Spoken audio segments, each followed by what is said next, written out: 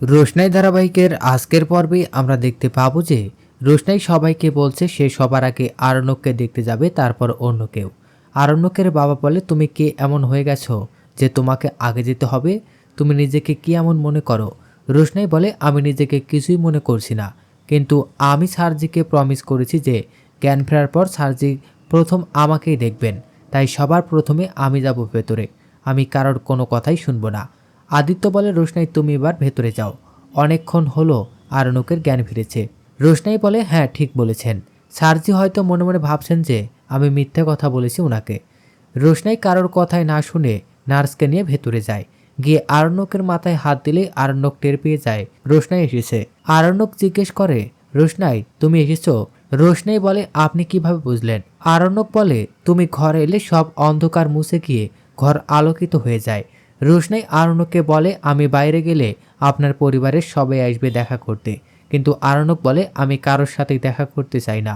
আরণ্যক রোশনাইকে বলে তার সাথে থাকতে আর তার দেখাশোনা করতে। এদিকে গরিমা বলে, এই অপমানটাও আমাকে সহ্য করতে হলো, আমি এখানে থাকতে রোশনাই একটা বাইরের মেয়ে হয়ে ভেতরে গেল।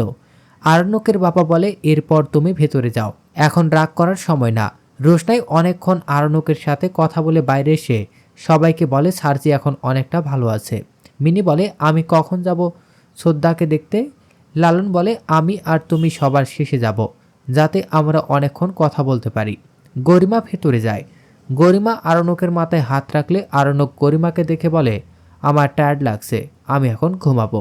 এই কথা শুনে গরিমা অনেক রেগে যায় আর বলে, এতক্ষণ তো তুমি রোশনের সাথে কথা বলেছ, তখন তো তোমার ঘুম পায়নি। তোমার এসব চালাকি আমি বুঝতে পারি আরণ্যক, এবার তোমাকে যে কোনো একজনকে চুজ করতে হবে।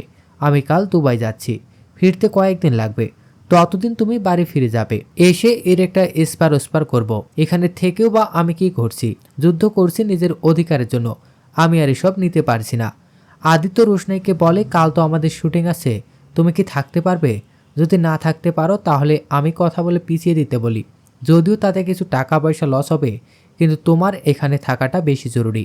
রোশনাই বলে, করিমা দিদি যদি দুবাই চলে যায় তাহলে সার্জির দেখাশোনা কে করবে? আদিত্য নিজে গিয়ে ডাক্তারের সাথে কথা বলে হসপিটালে রোশনাই থাকার ব্যবস্থা করে।